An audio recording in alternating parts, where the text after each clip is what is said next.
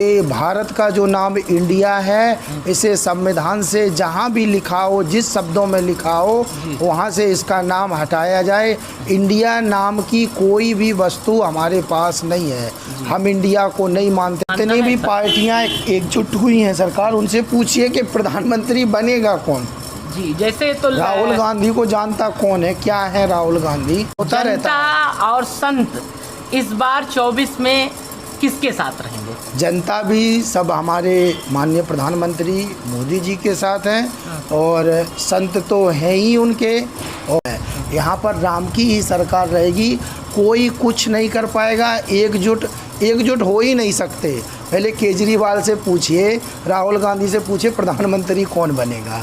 अगर ये लोग ये बात बता दें तब उस पर हम कुछ विचार करेंगे। ज्ञानवापी ही नहीं, ज्ञानवापी के साथ साथ हम सभी मस्जिदों को कहा जाए, या बल से कहा जाए या सत्ता से कहा जाए, अब ये तो जिसका ज़माना होता है तो वही अपना व्यक्तित्व दिखाता है। ये सावधान रहना चाहिए सबको, चाहे सीमा हैदर हो, चाहे मंजू हो। ये ऐसी महिलाओं को तो हमारे समाज से निकाल देना चाहिए। नमस्कार सभी को। इस समय हम गुप्तार घाट पर पंचमुखी हनुमान मंदिर पर मौजूद हैं। हमारे साथ यहाँ के महंत विमल दास जी महाराज मौजूद हैं। इस समय सारे पार्टी एक हो चुके हैं, गठबंधन कर चुके हैं, सभी लोग इकट्ठा हो चुके हैं और उन्होंने नाम रख दिया इंडिया। अब इंडिया जब नाम रख दिया तो चाहे पक्ष हारेगा और चाहे विपक्ष हारेगा, तो इंडिया ही तो हारेगी। इस पर आप क्या कहना चाहेंगे? महाराज, हमारे भारत के 4 नाम है। आर्यावर्त, सोने की चिड़िया, हिंदुस्तान, भारत। हम इंडिया समझते ही नहीं है। हम तो इस बात की कल्पना करते हैं और इस चीज़ की मांग भी करते हैं कि भारत का जो नाम इंडिया है, इसे संविधान से जहाँ भी लिखा हो, जिस शब्दों में लिखा हो, वहाँ से इसका नाम हटाया जाए। इंडिया नाम की कोई भी वस्तु हमारे पास नहीं है। हम इंडिया को नहीं मानते। हम भारत माता की जय बोलते हैं। और रही बात पार्टियों की और राजनेताओं की, ये लोग केवल वोट की बैंक बनाए हैं, वोट से बिजनेस चला रहे हैं। इन लोगों की दुकानें चल रही हैं, राष्ट्र को नहीं चला पाएंगे। आज जिस कगार पर हमारा राष्ट्र पहुंचा है, हमारे माननीय प्रधानमंत्री जी के नेतृत्व से पहुंचा है। और हमारे प्रधानमंत्री कोई साधारण व्यक्ति नहीं है, वो एक अवतार है। चुनाव पर कोई प्रभाव पड़ेगा कि नहीं पड़ेगा? आप इस पर क्या मानते हैं? चुनाव पर कोई प्रभाव नहीं पड़ेगा। किस प्रकार से बताएं आपको? कुछ नहीं कर पाएंगे। रामायण आप लोग सभी पढ़ते होंगे, महाभारत सभी लोग पढ़ते होंगे।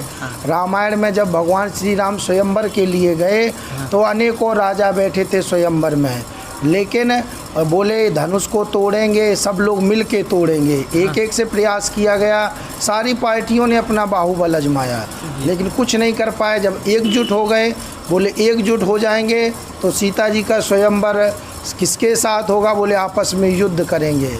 भाई, सीता जी तो राम जी की हैं और ये अयोध्या राम की है। ये राष्ट्र भारत हमारा आर्यावर्त राम का है। यहाँ पर राम की ही सरकार रहेगी। कोई कुछ नहीं कर पाएगा। एकजुट हो ही नहीं सकते। पहले केजरीवाल से पूछिए, राहुल गांधी से पूछिए प्रधानमंत्री कौन बनेगा। अगर ये लोग ये बात बता दें तब उस पर हम कुछ विचार करेंगे। हमारे मोदी जी प्रधानमंत्री हैं और मोदी जी के बारे में कैसे बताएं, क्या कल्पना करें? हर एक व्यक्ति के लिए एक घर है। अरे उस व्यक्ति से आप जाकर के पूछिए, अगर आपको समय मिले। हमें तो महाराज जी की कृपा से उनका साक्षात्कार होता रहता है। और संत इस बार 24 में किसके साथ रहेंगे? जनता भी सब हमारे माननीय प्रधानमंत्री मोदी जी के साथ हैं और संत तो हैं ही उनके, और जनता से भी, जो नहीं भी हैं हम लोग उनसे भी सब संत। जब अगर ऐसी कोई बात आएगी तो हम लोग सब एक होकर के और हम सभी लोग उस मुद्दे पर चलेंगे। राहुल गांधी जी के यात्रा का भी कोई प्रभाव नहीं होगा और उन्हें प्रधानमंत्री के रूप में जनता स्वीकार नहीं करेगी। आपका मानना है? जितनी भी पार्टियां एकजुट हुई हैं सरकार, उनसे पूछिए कि प्रधानमंत्री बनेगा कौन। जी, जैसे तो राहुल गांधी को जानता कौन है, क्या है राहुल गांधी? अभी तो उनकी वो भी चली गई थी, आज से ही वो अपना पद पर आए हैं। तो ऐसे जिसको बयान नहीं देना आता है, बोलना नहीं आता है, भला ऐसा व्यक्ति प्रधानमंत्री बनेगा तो राष्ट्र का क्या ऐसे हित नहीं हो सकता है। अगर राष्ट्र का हित करना चाहते हैं, सभी जनता जनार्दन जो लोग भी इस चैनल को सुन रहे हैं, देख रहे हैं, सभी से निवेदन करते हैं कि किसी के बहकावे में ना आए और सभी लोग मोदी जी का साथ दें। मोदी जैसा त्यागी नेता आपको मिलेगा नहीं, वो साधु हैं।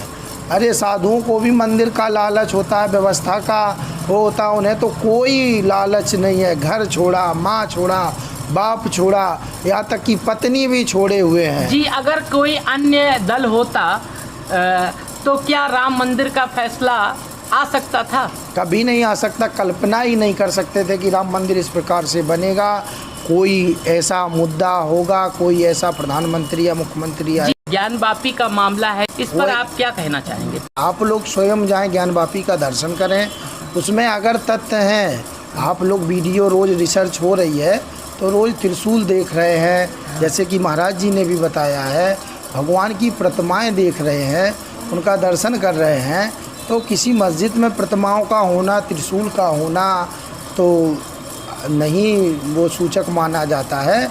तो ज्ञानवापी ही नहीं, ज्ञानवापी के साथ साथ हम सभी मस्जिदों को, जो भी निर्णायक मंडल है, और सबसे निवेदन करते हैं कि अगर इसमें गंभीरता से अगर विचार किया जाए और ज्ञानवापी का मुद्दा, अब छल से कहा जाए या बल से कहा जाए या सत्ता से कहा जाए जी। अब ये तो जिसका ज़माना होता है तो वही अपना व्यक्तित्व दिखाता है जी। अब आज राम जी का राज्य है और राम जी सब कुछ कर रहे हैं जी। और उस राम राज्य की हम कल्पना करते हैं कि सब नर करें परस्पर प्रीति, सब में एक दूसरे में प्रेम हो, सौहार्द हो, विश्वास हो, बस यही हम प्रार्थना करते हैं। ये कि किसी को किसी से भी प्रेम हो जाता है।